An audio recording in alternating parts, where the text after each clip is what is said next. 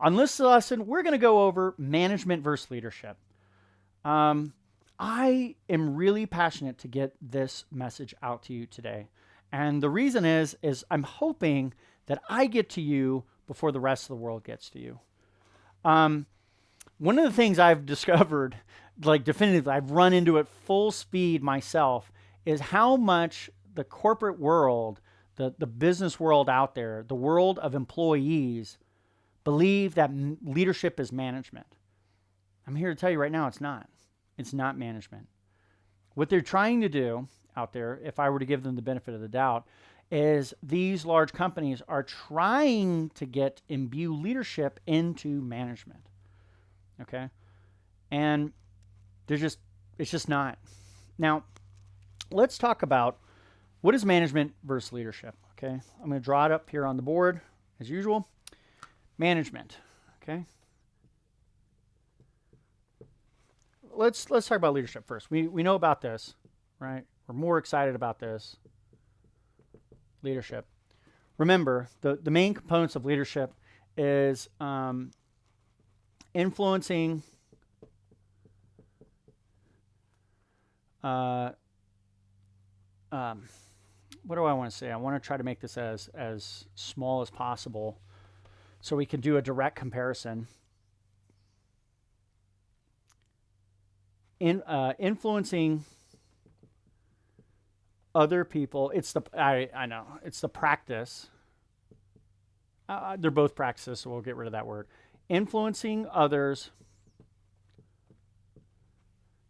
to take action on a positive vision. Okay.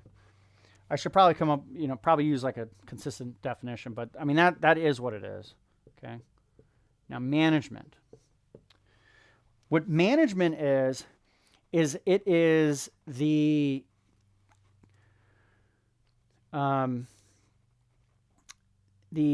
control and measure let me start with measurement.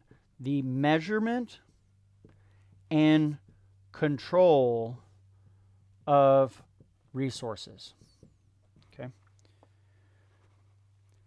Let me say what the purpose is. Management control of resources to wisely of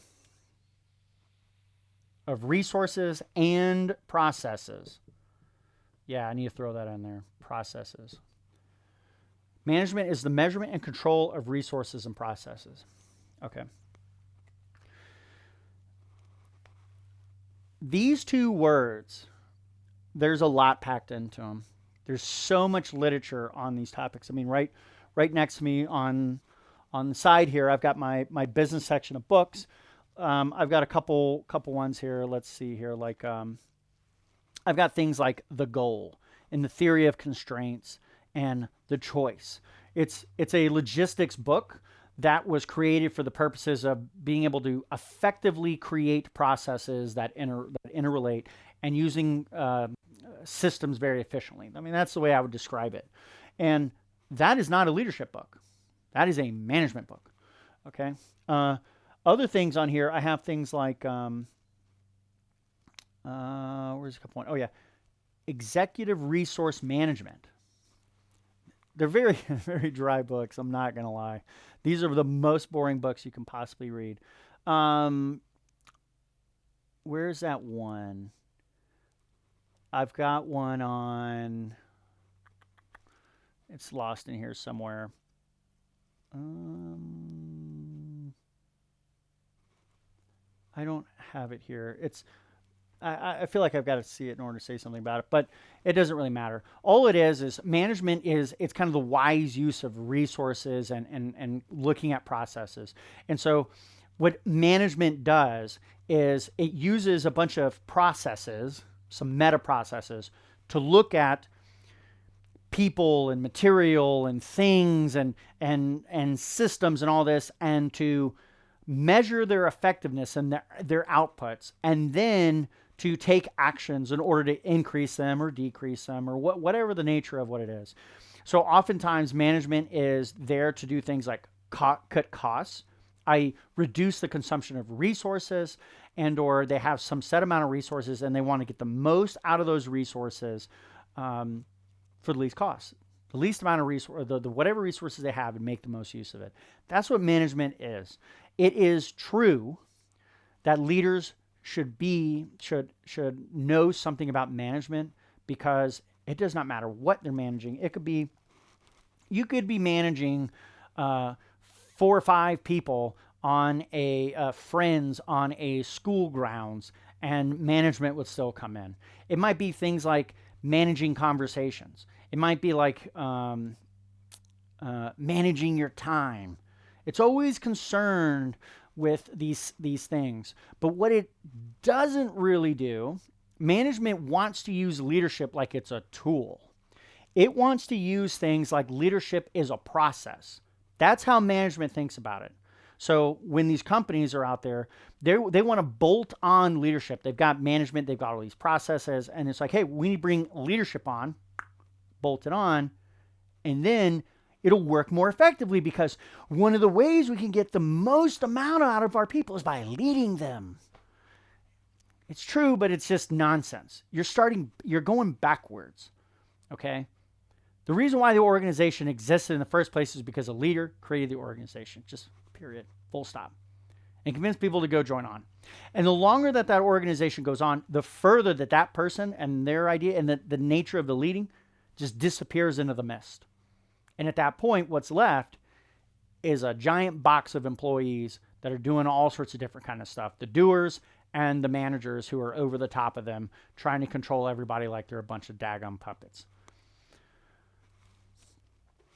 Leadership, you'll notice these do not have the same definition. So if they don't have the same definition by just simple logic, these do not equal. They are not the same thing. Leadership does not equal management. Leadership is influencing others to take action on a positive vision. It's actually a whole picture. It's a whole picture of an activity. There's this vision that's out there, and then we as leaders, people who are influencing people, are trying to do different things. There's all sorts of different things that we have, all these tools in our tool belt to try to enable and bring people up so that they accomplish that vision. Management looks at, again, it's doing measuring and controlling of resources and processes. So because it's going to say things like control, you're now dipping into things like force, fear, and anxiety. They believe people who are management-oriented people, I am not a management-oriented person, I just got to say that out loud. People who are management-oriented people, they try to fool themselves into thinking that, like I've heard them talk about it. I've heard conversations go on at an MBA about they're throwing out there like, hey, how could you at your corporation get people to stay on? Management of resources, measuring how many employees do we have and what roles, and how do we make sure that we got those employees where they at and they're doing what they're doing. Resources. Okay. I chose these words, I'll just be very blunt. I chose these words because of how non-human this is. Non-human in the sense of like, you as a human or me or anybody else out there, we're just resources. That's what management thinks. We're just resources. We're just part of a process. We're something to be measured. We're something to be controlled. And so in this class, they go, oh, how can we get our people to stay on? The number one answer that people said to the corporations, and some of them they're the ones who were like, yeah, to that idea, was things in which created coercion. Coercion. And it'd be things like, lock them up in contracts. Ooh, there you go. Is that motivating? Is that force, fear, and anxiety? Or is that lifting and inspiring? Things, normally when I associate leadership, I should say that inspiring, motivating, uplifting. Not always. Sometimes you need to use anxiety to get people to move. You need to create a sense of unease to get people to move. But that's not a management task. At least the way I'm thinking about it. Management is you're doing things like locking them up in contracts. You're talking about resources, processes, how to control. That is not what a leader is trying to do. A leader, if anything, is trying to free people.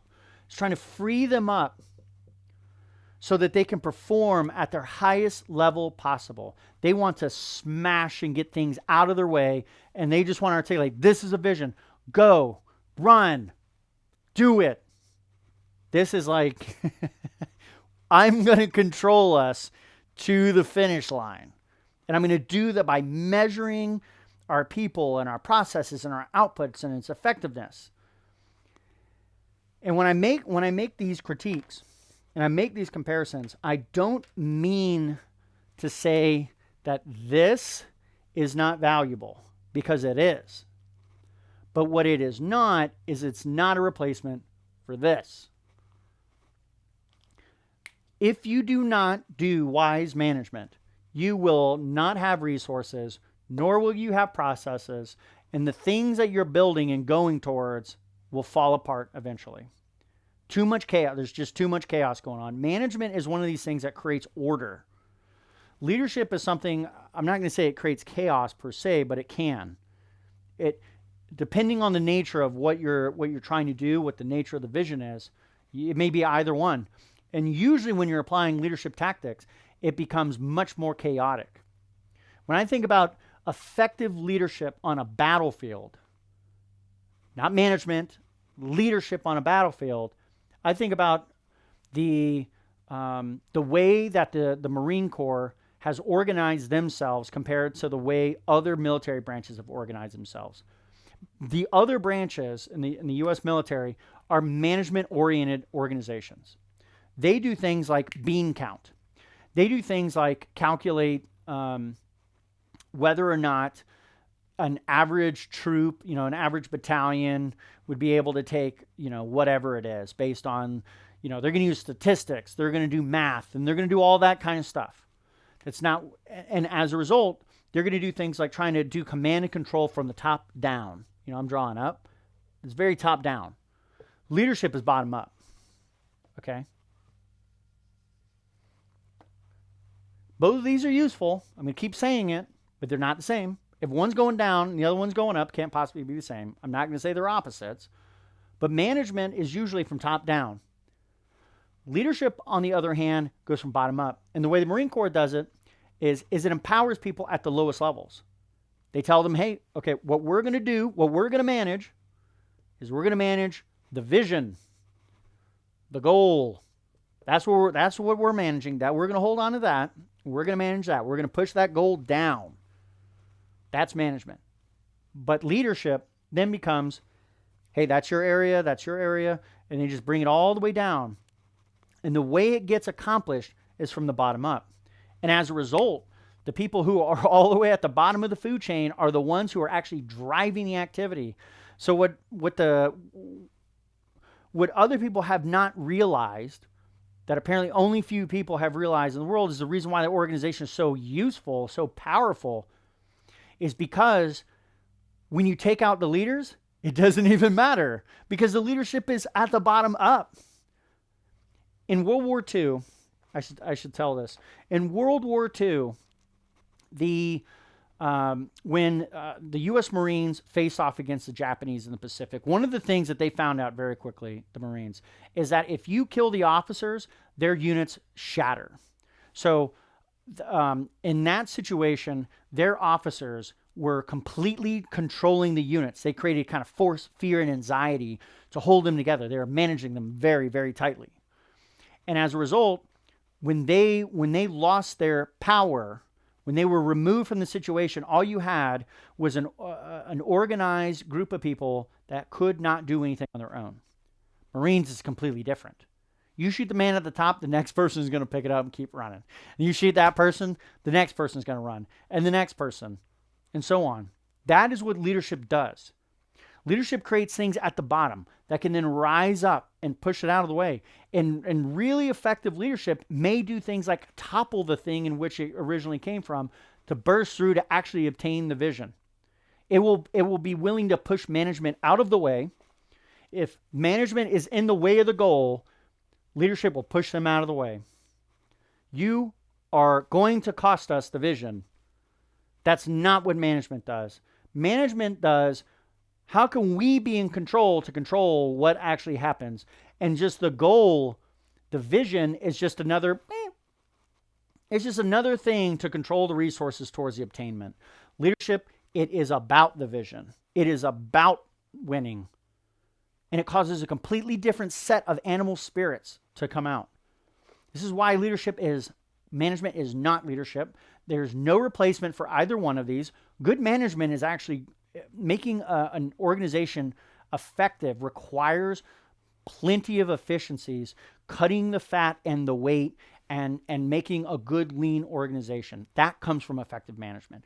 But leadership is the thing that is driving the people to want to be able to do those things and inspire the minds to help propel the larger movement, the group, towards that vision. And when leadership has done their job well, they've imbued the vision and the mission throughout and percolated throughout the entire organization to the point where the newest man who joins is willing to pick up that guidon, the flag, and carry it to inspire other people to do it, to create a leader out of them. That's what a leadership organization looks like. A management organization, when you would characterize as a management organization, their only purpose in life is to mitigate loss and mitigate failure. I've seen it a million times. When the predominant mindset of the organization is management, it's about reducing the loss on resources. Maybe gaining a little bit, but it is not about achieving anything. It's not about achievement. It's about control and moving along. You cannot have effective organizations if that's their goal. If the goal is efficiency and effectiveness, why do they exist? It's always a question. Anyways, that's all I've got to say about leadership and management. You need to know this because you're going to step out in the world and you're going to say things like leadership, and they're going to tell you stuff like, "Hey, you need to become lean certified." Okay, that's a management process. That is management. That's not leadership. People are confused everywhere you go, especially in the work world, about what actually is leadership and what constitutes it. And then you'll go and you'll find when you work with them, it's like, you don't inspire me to want to be better. You don't want, when I talk to you, I don't like you. They still have not figured this out yet. And so what ends up happening, those organizations that are dominated by management, they start moving into force, fear, and coercion. And that's not going to be you. You're going to use leadership. And stay tuned for the next lessons and as you go forward. And I look forward to serving you and helping you becoming a great leader. All right, have a good one.